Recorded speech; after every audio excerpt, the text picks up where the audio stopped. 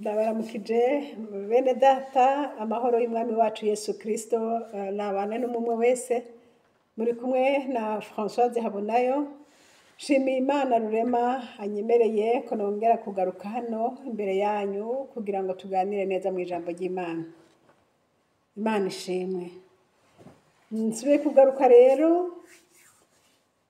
nkuko nabamenyereje cyane nkuko nababwiye yuko nzohora nza hariho ikintu Imana yambwiye cyane mbonye ko ari cyo bagirira ikimazi canke hari cyo bafasha nkuko naje kiba camfashije. Rero imbere yuko nja muri ibyo byose reka tubanza dusenga Imana. Data ndagushimiye kuko uri Imana nziza, Imana iriho yamyeho kandi igirize. Ndagushimiye urukundo rwawe rwinshi, ndagushimiye imbabazi zawe zitagira uko zingana. Nuhabwe icubahiro mwami wacu Yesu Kristo. Ndi imbere yawe muri aka kanya mwami nje kuganira n'ubwoko bwawe. Ndasabye umfashe mpwemu wawe yera ashigikire kandi Yesu ufashe umwe wese ankurikira n'uzonkurikira hanyuma. Ibyo ushaka mwami ko bamenya aba ari byo bamenya mu izina rya Yesu. Kandi ubona hase ni Satani mu buryo bwose ntagire ikibanza ahantu mu izina rya Yesu. Ndabigushimiye kubikora gutyo mu izina ryawe ryera Kristo. Amen. Haleluya. Ndashimiye Kristo Yesu rero anyemereye kongera kugaruka. Muri iyi minsi ndiko ndasubira inyuma cyane ndaba mu by'Imana yambwiye kera. Narababwiye ko nza ndandika ibyo mbonye byose ndandika, ariko hariho ibyo mbona ntashobora gusobanukirwa ngasenga. Murabizi nawe ko Imana yishurira igihe cyayo, ubwiteba kwishura basi nta kundi.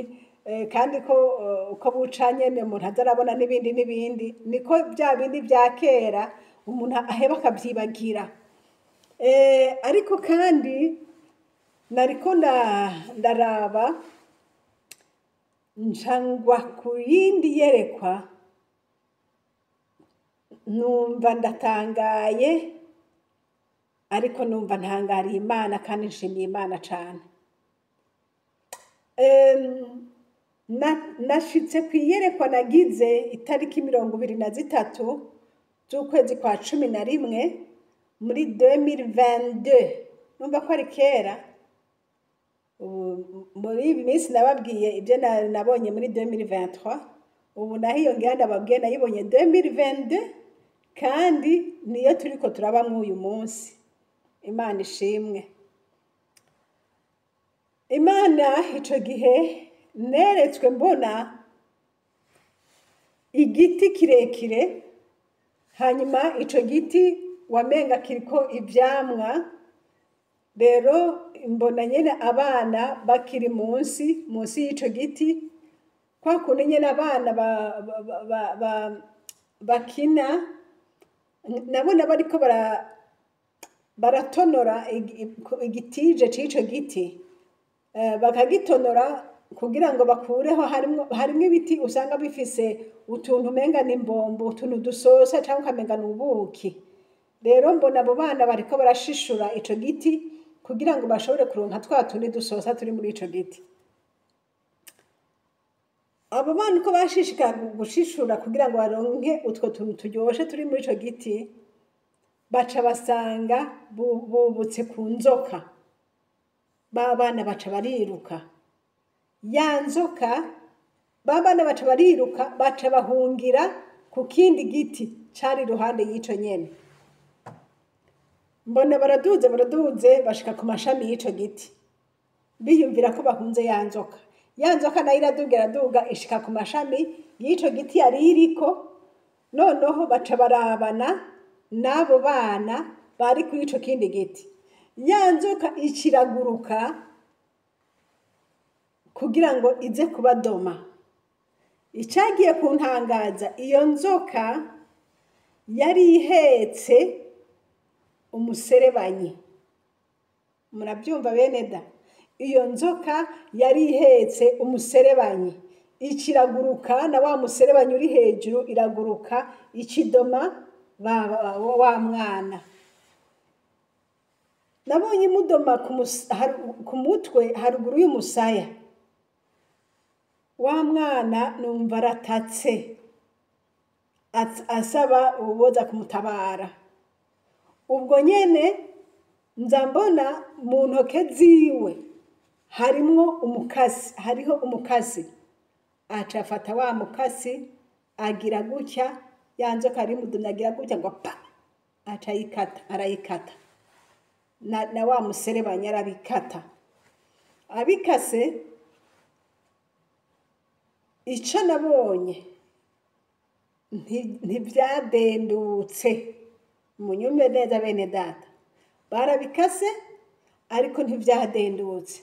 Rero sinamenya igituma bitadendutse, sinamenya ko wa mwana yagize inguvu nke, sinzi icabiteye, ariko ico nabonye yarabikase ariko ntivyadendutse.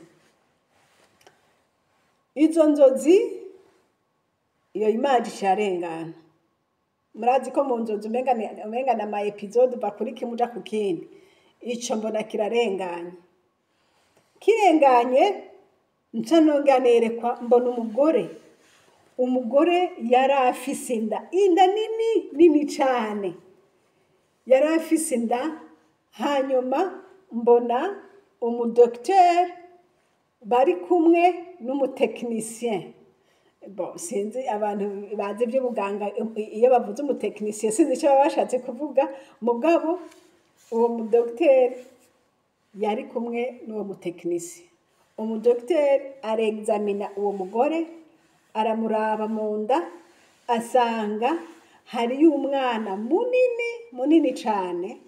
Uwo mwana yari afise amaso, munkurikire neza, yari afise amaso 8. Hanyuma dogiteri acavuga ati muri iyi nda harimo ikintu kitari ciza, tubwirizwa kumubaga. Aca mu programa igihe co kumubaga. Niho rero wa mutekinisien nabona avuga wewe yashingira intahe ivyo yabonye, ati nabonye dogiteri yamupimye, dogiteri yasanze bimeze uku, kandi dogiteri yavuze ko ku munsi uyu n'uyu ariho munsi azomubagirako. Nabona ariko arabimbarira. Aca ambwira ikindi ati kandi ati hari ikindi kintu cabonetse bariko baramupima muri iyo nda. Ati basanze inyuma ico kintu nyene umenga n'umwana kinini yagifise amaso 8.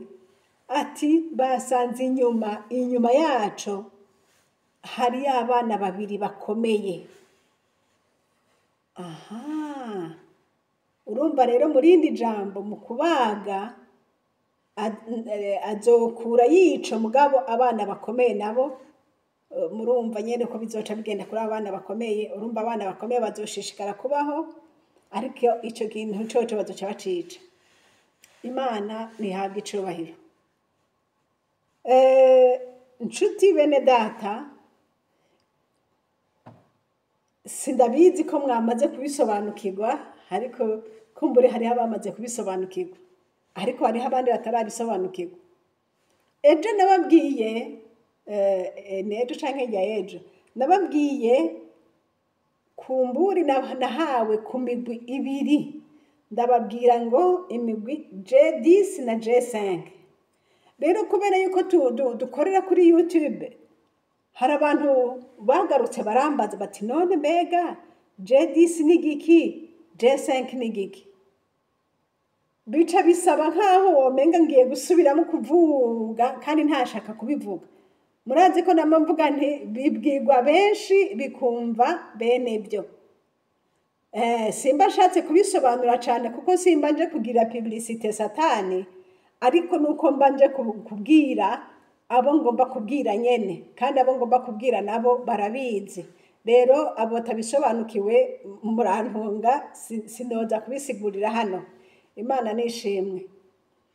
Rero muri iyo nzozi nabonye, nshuti bene data, ico giti cari gifise n'ikindi kiri en parallele yaco, kandi ivyo biti vyari biti vyiza. cari igiti gifise ivyamwa hejuru byiza, kandi natije yaco urumva ko abana bariko barakuramwo harimwo utuntu dusosa, ariko uko bakuramwo baca basanga hinyegejemwo inzoka. Mpwemu Yera nasobanure. Igiti ni ciza, igiti kirafise ivyamwa abantu babona bakaryoherwa, igiti abantu banezerewe mu kukizako, ariko harimwo inzoka. Iyo nzoka rero ibonye ko bayibonye ntiyihanganiye abo bayibonye, yacishaka kubica. Ba bandi nabo baca barahunga, bahungira ku kindi giti. Ndiko navuga gutya hariho abantu boca bavyumva neza. Ico giti ni ishengero, ishengero ryiza usengeramwo harimwo ubutumwa bwiza, ariko uko ushishikara kuronderamwo ivyo vyiza hinyegejemwo inzoka, kandi iyo nzoka nayo yakubonye, nico gituma waciye uyihunga. Wayihungiye he? Wayihungiye mu yindi shengero, kandi n'iryo shengero wagiyemwo naryo rimeze neza, naryo urarikunda, wabonye ko ari aho guhungira nyene. Ariko aho wagiye guhungira, raba ingene Satani nabi bakoresha baciye bagerekerana bakaza kugusanga hariya wahungiye. Ndabizi ngejeje aha abiyumva muriyumva. Aho wahungiye raba bagusanzeyo, ariko Imana ishimwe ugutabaza kwawe, ariko gusenga kwawe kwatumye ya nzoka na wa muserebanyi, wa mukasi ufise wamaze kubihimbura. Nukuvuga ngo ntibigifise ububasha kuri wewe, ntibyoshobora kugukomora ukundi. Imana ishimwe.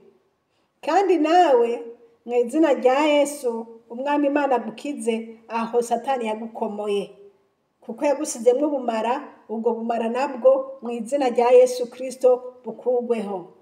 Ubumara ubusanga hehe? Usanga kwa kubabara kwawe, wa mubabara w'ivyo wagiriwe, kubera iki baguhagaritse mu ishengero, kubera iki bakubujije kuririmba, kubera iki bagize gutya. Ubwo n'ubumara ya nzoka yagukomoye. Ariko hari aho wahungiye. Mana we, Imana ishimwe. Satani ngo yagusanzeyo, ariko naho niho waboneye ko ufise umukasi. Data nahabwa icubahiro. Uwo mukasi komeza uwukoresha. Cacitse ariko nticaherengeteye. Bisaba ko wongera ukagira inkomezi kigapfa burundu. Imana ishimwe. Ariko aho data agejeje akora turamushimiye cyane. Ibyo byonyine byerekana yuko mu nkomezi, mu byo umuntu w'Imana afise, agendana umukasi wo gukubita Satani. Urawufise, ureke ukoreshe. Abantu b'Imana intambara zacu ni mu buryo bw'impwemu, ntabwo ari mu ntambara, ntabwo ari mu buryo bw'umubiri ngo tugende ngo dukubitane, tugende tugire gute. Oya, intambara z'abantu b'Imana ni mu buryo bw'impwemu. Nico gituma mwene data nshuti yaje uri kurankurikira, komeza usenge, komeza usenge, usambura imigambi ya wa mubi, kandi birasambuka mu izina rya Yesu Kristo. Imana ishimwe. Ico kiraho. Ndiko ndahumuriza bene data bari mwirinde. Ushobora kubura umukozi w'Imana, warura ahantu unezerewe, uri munsi y'ico giti ukinezererewe, kirimwo ivyamwa, cyarimo ijambo ry'Imana, n'ishengero ryarimo ijambo ry'Imana, wafashwa, ariko wahuriranye n'iyo nzoka, wagerageje kuyihunga, nayo iragukurikiriye wahungiye. Nagira ngo uhumurize nkubarira ngo komera, Kristo Yesu irwo rugamba yararubonye. Imana ishimwe. Ubwo bagerekeranye sinzi ngo ninde nande bagerekeranye iyo nzoka n'uwo muserebanyi sinzi ngo ninde nande bafatanije gukora ico gikorwa cyo kukugirira nabi. Data arabizi, ariko uwo mukasi ufise urashobora kubicagagura.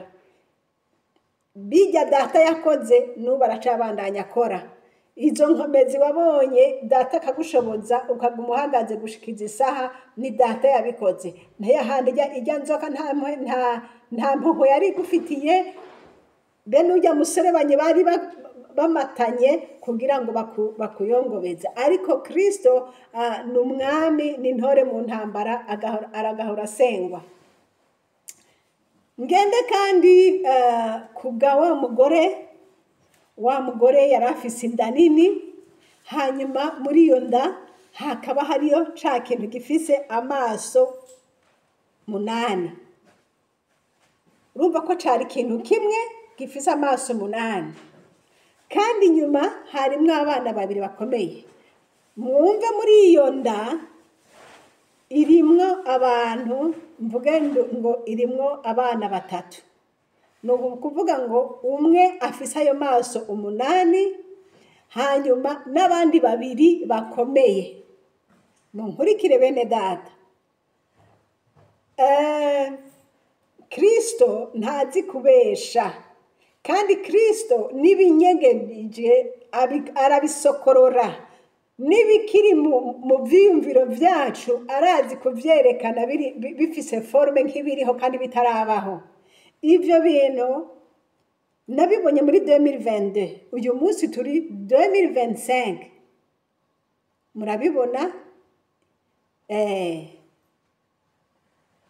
Ariko nagira ndababwire ngo iyi Mana y'ububasha, iyi Mana y'ubushobozi ibona ivy'amaso y'abantu atabona, igasobanukirwa ivy'amaso y'abantu adasobanukiwe.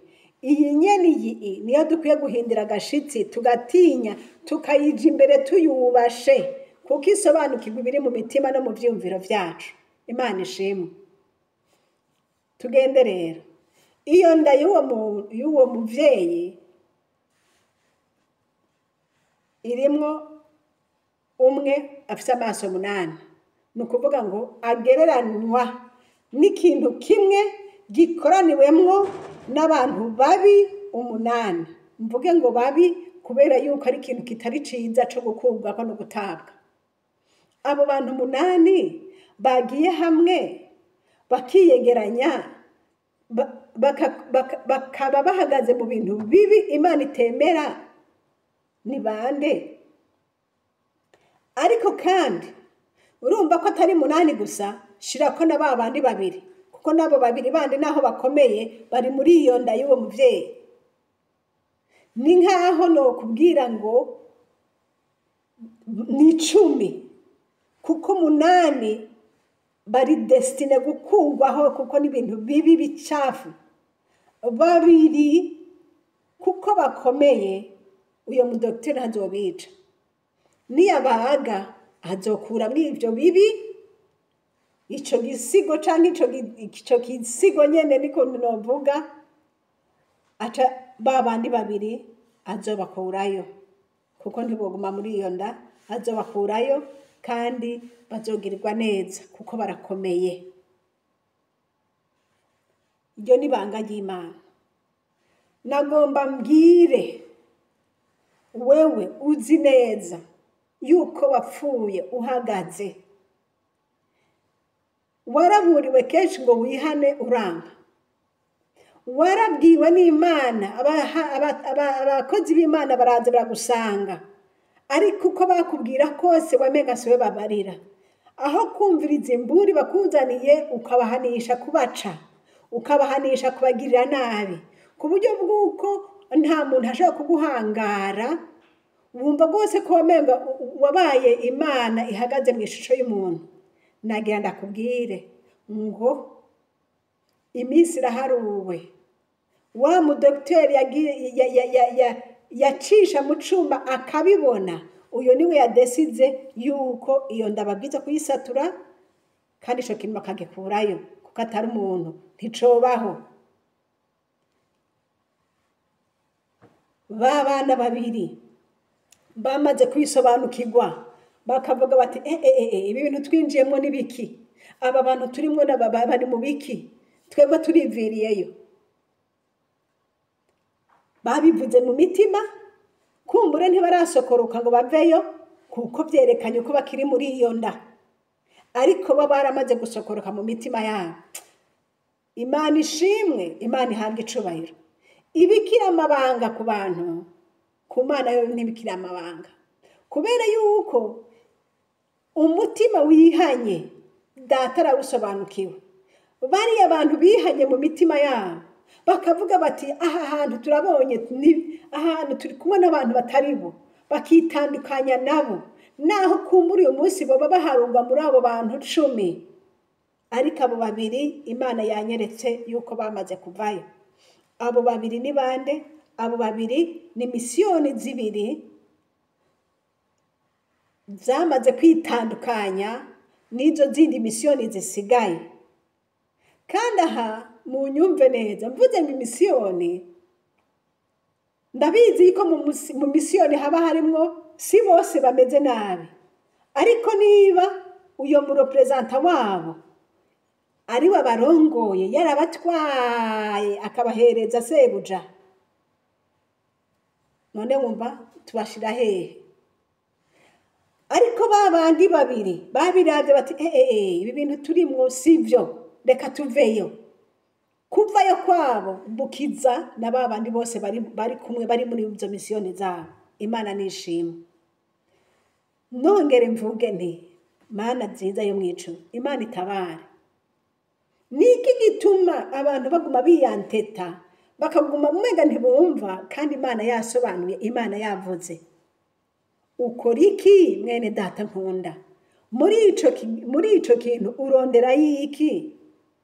Kubera iki ukomantaza umutima gushikiyo hose?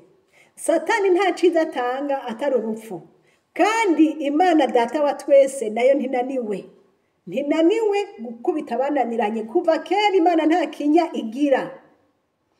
Mwibuka ukuntu yakoreye abo kwa Farawo cagihe Abisirayeli bariko barajabuka. Mwibuka ukuntu babakurikiranye bakabakurikirana, ariko hagati mu mazi bose bari mu mazi bajabuka. Bamwe barajabutse barashika, ariko abandi bibaza ngo bariko barabakurikirana, ngo ntaco nabajya bahace natwe tuhace, uruzi rwabororeyeko. Bisobanurwa ngo iki? Muri iyo nda uko ari 10 bari hamwe, Imana yamaze gusobanura yuko 8 muri bo, izi saha ndiko ndababwira kuko ari ibisobanuririye, izi saha ni 8 bashize hamwe bapfunditse umugambi mubi udashigikiwe n'Imana. Ariko abo bandi babiri bamaze kuguruka amaso, babibonye, bariko baridetasha nabo. Bishoboka ko uyu munsi bagiharurwamwo nabo, ariko Data yambwiye ko Data yamaze kubona ko bakomeye. Ndashima Imana. Iyo umuntu yihanye akihana bivuye mu mutima, umuntu wa mbere abibona ni Kristo Yesu. Umwami Imana ni wabibona ubwa mbere. Kandi niyo umuntu aguye, naho woguma uri mu ishengero ukaririmba bakakubona ko uri umuntu ukora ibikorwa vy'Imana, umunsi uzogwa umuntu wa mbere abimenya ni Data wo mwijuru.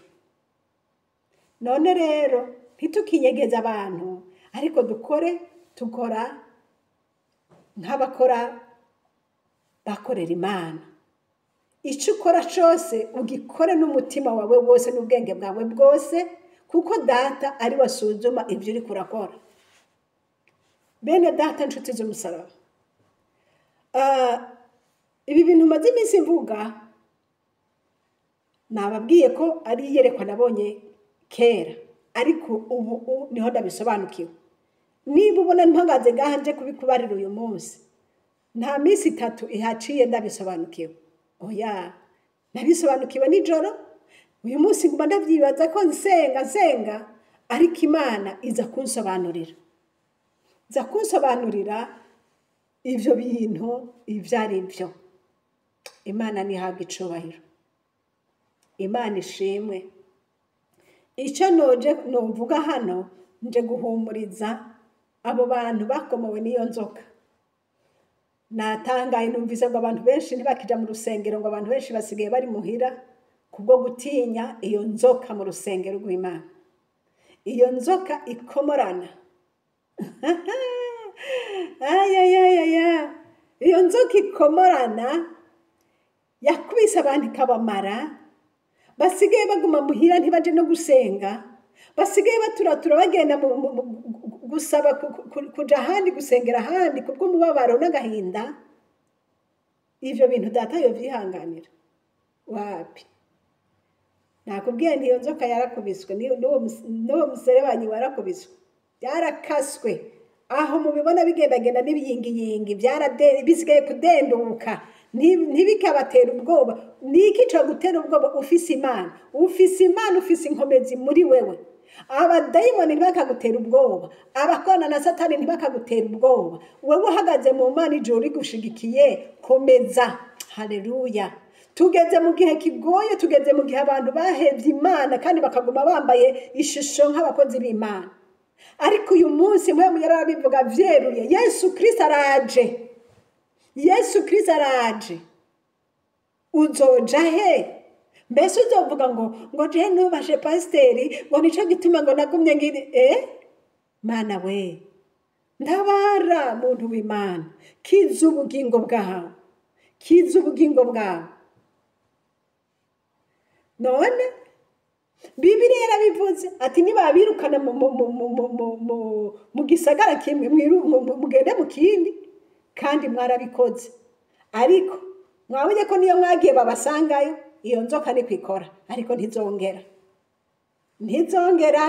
Nje imbere y'Imana ndababwira ngo ijuru ryaramaze kubibona, amarira mwarize yarababonye, ugutabaza mwasenze yarabyumvise.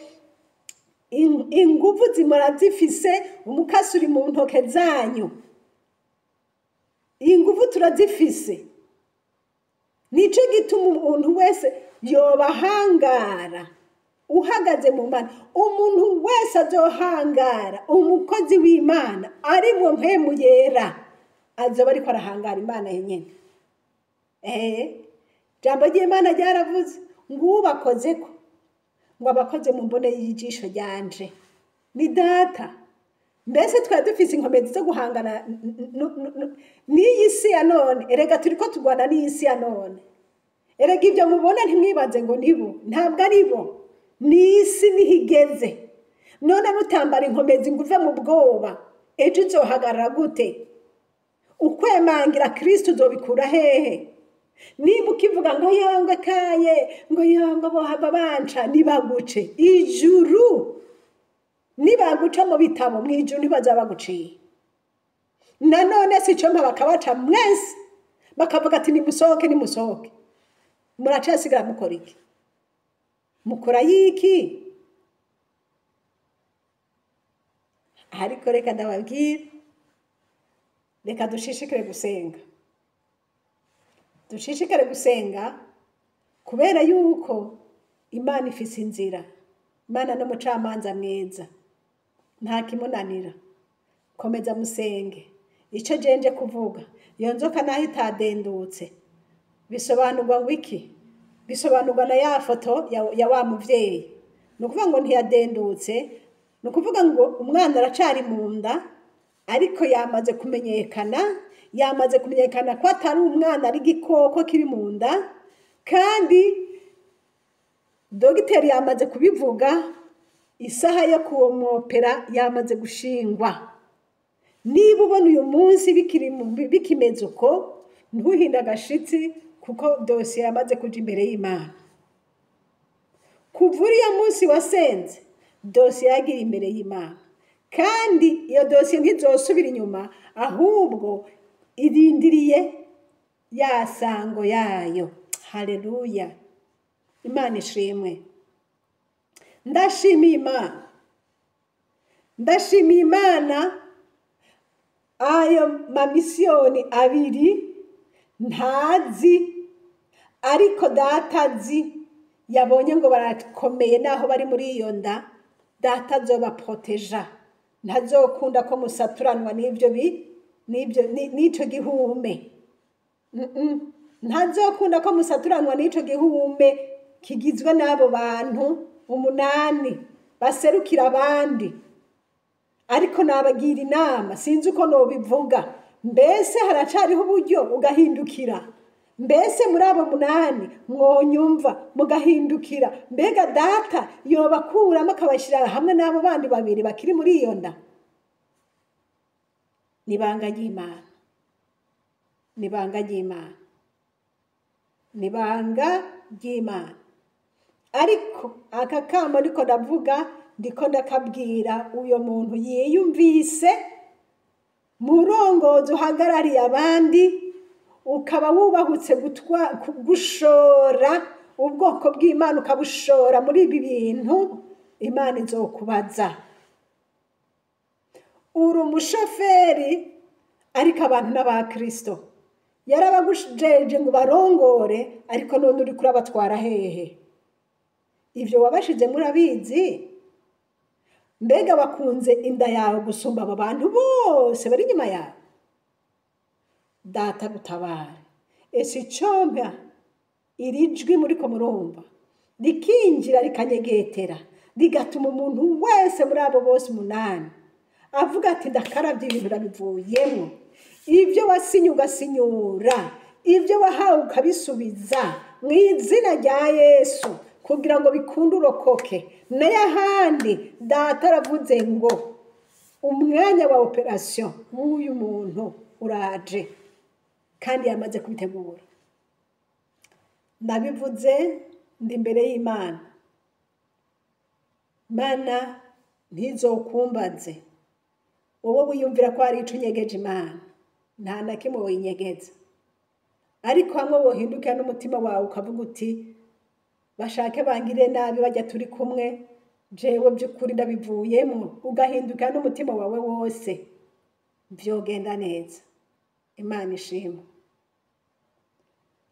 Ndashimira Yesu ko ari ku gikorwa. Ibyo yakoze nahabwa icubahiro. Mperuka guhagarara ndiko ndavuga nti ndakeje abarongozi bashasha b'inzego za CPB. N'ubu ndabisubiyemo. Kubakeza sinobireka, kuko ni intambwe nini cane. Ariko kandi ni intambwe nini ariko yegeranije abantu b'imitima itegeranye.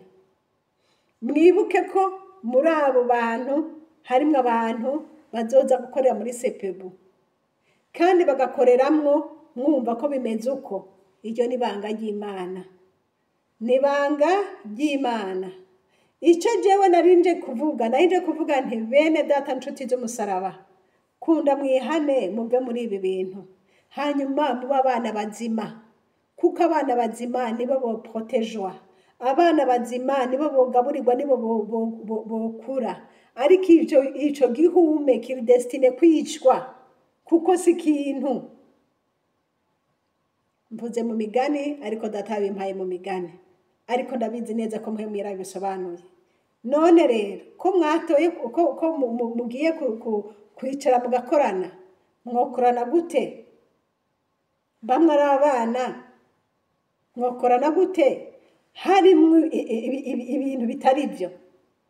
Enda nimuvyirukane beneda, nimuvyirukane. Ibi ndiko ndabivuga muranyumva, kandi murakomeye, kandi amatwi murayafise, n'ubwenge buri muri mwebwe. Nico gituma rero umuntu wese abyumva, fata decision igukwiriye nziza, ubona ko uhagararamo. N'ayahandi ni wishinga kudadaza ukavuga ngo ibintu sindabivamwo, ntubivamwo, kandi no kubibamwo ntuzobibamwo, kuko ijuru ryamaze gutangaza. Ariko ico nakugira inama nuko wobivamwo, ukabivamwo, ukegerana n'abandi, ukaba umuntu mu mutima wawe, niho bikorekeka. Nababwiye nti ba bantu mu gitigiri baracari kumwe n'abandi 10, ariko mu mitima yabo no mu bwenge bwabo baramaze kwisokora, kandi baramaze kwerekana yuko twebwe nawe busigayeyo. Nibumva akakamba ukihana ugahindukira, data arakugirira imbabazi, ibi byose data abigira abikorera iki? Abikora kugira ngo bikunde umugeni wa Kristo atunganywe. Bene data bakozi b'Imana, uku kuntu data yavyerekanye, ni umunyabwenge, ni umunyabuhinga, data arabizi. Ntibyagusaba ibintu birebire kugira ngo bivemo, bigusaba kuvyumva kuri mu bintu bitari byo, ko wazimiye kandi wazimije n'ubwoko bw'Imana, ubushora mu bintu utazi. Ejo bashobora kubona bariko barashikirwa n'ibintu batazi kandi ari babikoze, kubisobanukirwa ukavuga uti jewe ndabivuyemwo. Ico ni umuti munini ya cane ubukijije ibintu vyinshi. Nizere bene data ko muzobivamwo, Yesu akabagirira neza. Ataraho naho Dr. ariteguye ku isaha yiwe ya operation. Imana nibahe umugisha. Mwami wacu Yesu, ndagushima ko wumva, ndagushima ko ukomeye, ndagushima ko ubona, ndagushima ko usobanura. Mu izina rya Kristo Umunyanazareti ndasenze ngo Mana y'ububasha, Mpwemu Yera agende yinginge aba bantu batabagwe Mwami wacu Yesu Kristo. Ndakwinginze nyene ububasha bwose ukora igikorwa cawe Mwami, utabare ishengero ryawe ritabagwe. Aba bantu Mwami Yesu ko bagifise umutwe, ko bagifise kumva, Mwami Imana genda ukorere muri bo, ubatabare, ubahe kwihana, kuko uwo kwihana ntiwo muhana Yesu, uwo mugirira imbabazi, ariko utarihana uwanze igihano kiramurindiriye. Mana ndabigushimiye kubyumvise, ndagushimiye kumpaye kubivuga, ndasabye Mpwemu Yera akomeze kubisobanura. Urakoze mu izina ryawe ryera Yesu, amen. Mwari kubona Françoise Habonayo, nomero ya telefone ni yayindi ni +46 768 00 65 46. Kandi iyi shene ndiko mvugira ko ni shene Habonayo. Uhoraho Imana aduhana umugisha namwe, amen.